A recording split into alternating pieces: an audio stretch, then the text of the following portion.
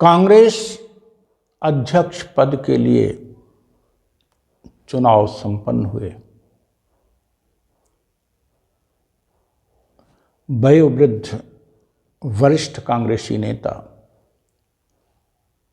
मल्लिकार्जुन खड़गे कांग्रेस के नए अध्यक्ष बनाए गए। उनको बहुत बहुत बधाई।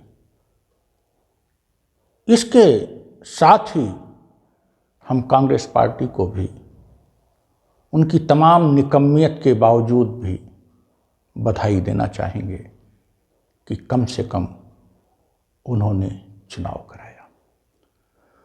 वस्तुतः कांग्रेस से ही यह दोष अन्य पार्टियों में आया। कांग्रेस में ही जब पार्टी को नेहरू गांधी परिवार का माना जाने लगा तो अन्य पार्टियों ने इस दोष को अपना लिया और आज वे पार्टियां पूरी तरह से एक व्यक्ति एक परिवार की पार्टी बन चुकी है। भारतीय जनता पार्टी जरूर इससे अछूती थी, लेकिन मोदी अमित शाह के शासन में यह उसी दिशा में अग्रसर हो रही है। कांग्रेस का यह चुनाव बीजेपी सहित तमाम पार्टियों के लिए एक सबक होगा। लोग कह रहे हैं चुनाव भले हो गया, लेकिन वास्तविक चाबी तो सोनिया राहुल के पास ही रहेगी। क्यों नहीं रहेगी? जो कांग्रेस में अधिक काम करेगा, जिसका ज्यादा समर्थन होगा, तो अध्यक्ष कोई हो, चाबी तो उसके पास रहेगी ही।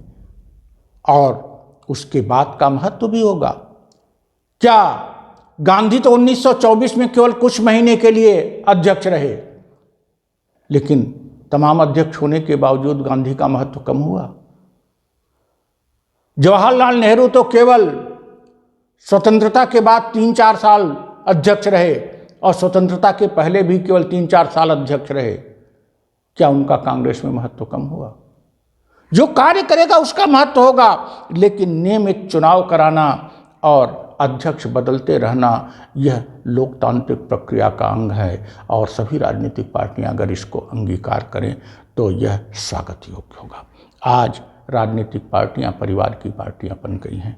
कांग्रेस का दोष जो कांग्रेस पर लगता था, लगभग आज सभी पार्टियों पर है। नरेंद्र मोदी जी चुनाव जिता रहे हैं, नड्डा जी अध्यक्ष हैं, तो क्या नरेंद्र मोदी जी की नहीं चलनी चाहिए? चलनी चाहिए। बीजेपी के लिए वो साख हैं।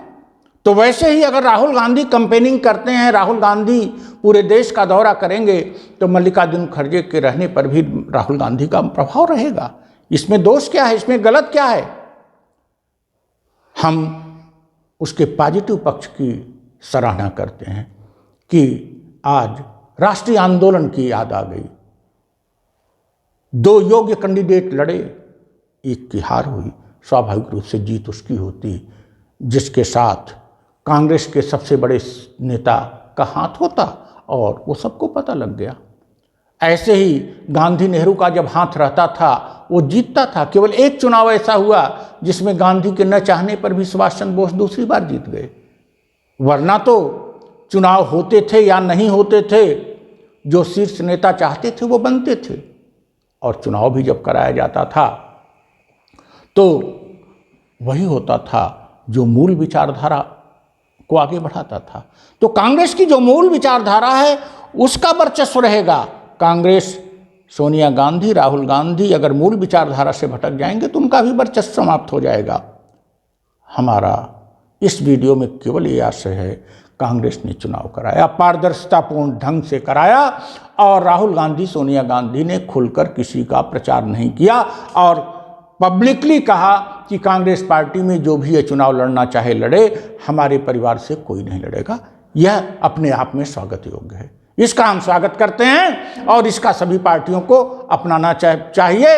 और हम भी स्वयं भी मानवीय भारत पार्टी में हम दूसरा कार्यकाल चुनाव करा के उपभोग कर रहे हैं।